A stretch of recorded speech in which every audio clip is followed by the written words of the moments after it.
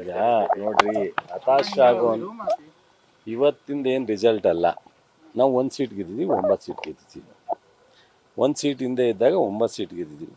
ಮುಂದೆ ಪಕ್ಷನ ಸ್ಟ್ರೆಂಥನ್ ಮಾಡಲಿಕ್ಕೆ ನಮ್ಮ ಕಮ್ಯುನಿಟಿನಲ್ಲಿ ನಾವೇನು ಕಾಂಟ್ರಿಬ್ಯೂಟ್ ಮಾಡಬೇಕು ಪಾರ್ಟಿಗೆ, ನಮಗೆ ಜಾಸ್ತಿ. ಒಬ್ಬರನ್ನ ಮುಖ್ಯಮಂತ್ರಿ ಇಬ್ಬರು ಫೈಟ್ ಇದ್ದಾಗ ಒಬ್ಬರು ಮುಖ್ಯಮಂತ್ರಿ ಮಾಡಿ, ಒಬ್ಬರನ್ನ ಉಪಮುಖ್ಯಮಂತ್ರಿ ಮಾಡಿ, ಪಕ್ಷದ ಅಧ್ಯಕ್ಷರು ಮಾಡಿ ಒಳ್ಳೆ ಖಾತೆ ಕೊಟ್ಟಿದ್ದಾರೆ. ಅದಲ್ಲದೆ ಬೋರ್ಡ್ ಚೇರ್ಮನ್ಗಳು ಮಾಡಿದ್ದಾರೆ, MLCಗಳು ಮಾಡಿದ್ದಾರೆ, ರಾಜ್ಯಸಭಾ ಮೆಂಬರ್ ಮಾಡಿದ್ದಾರೆ, 7-8 ಜನಕ್ಕೆ MP ಟಿಕೆಟ್ ಕೊಟ್ಟಿದ್ದಾರೆ.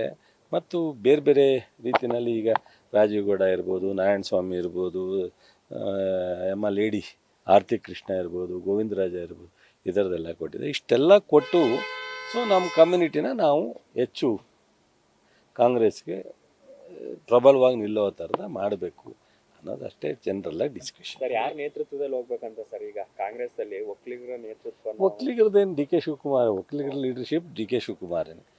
ಮುಖ್ಯಮಂತ್ರಿಗಳು ಇವರು ಅಣ್ಣ ತಮ್ಮದಿರ್ತಾರೆ, ಕೆಲಸ ಮಾಡ್ತಾರೆ. ನಮ್ಮ ಒಕ್ಕಲಿಗ ಲೀಡರ್ಶಿಪ್ ಕುಮಾರಸ್ವಾಮಿ DK ಶಿವಕುಮಾರ್ ಕೈಲಿ ಇದೆ.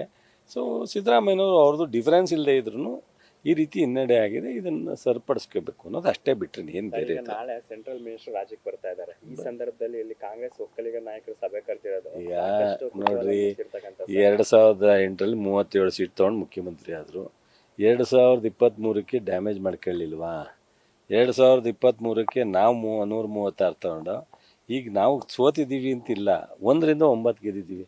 ಆದರೆ ಬೇರೆ ಬೇರೆ ಟೈಮ್ನಲ್ಲೂ ಕಾಂಗ್ರೆಸ್ಸು ಇಡೀ ರಾಷ್ಟ್ರನೇ ಒಂದು ತೀರ್ಮಾನ ಕೊಟ್ಟರೆ ಕರ್ನಾಟಕನೇ ಒಂದು ತೀರ್ಮಾನ ಕೊಡುತ್ತೆ. ಏನೂ ಮಾಡೋಕ್ಕಾಗಲ್ಲ. ಕರ್ನಾಟಕದ ಜನರು ಓಟಿನ ಇದು ಅವ್ರ ಮೂಡೇ ಆ ಥರ ಇರುತ್ತೆ, ಏನೂ ಮಾಡೋಕ್ಕಾಗಲ್ಲ. ಆಮೇಲೆ ಪಾರ್ಲಿಮೆಂಟ್ ಚುನಾವಣೆನೇ ಬೇರೆ, ಅಸೆಂಬ್ಲಿ ಚುನಾವಣೆ ಬೇರೆ.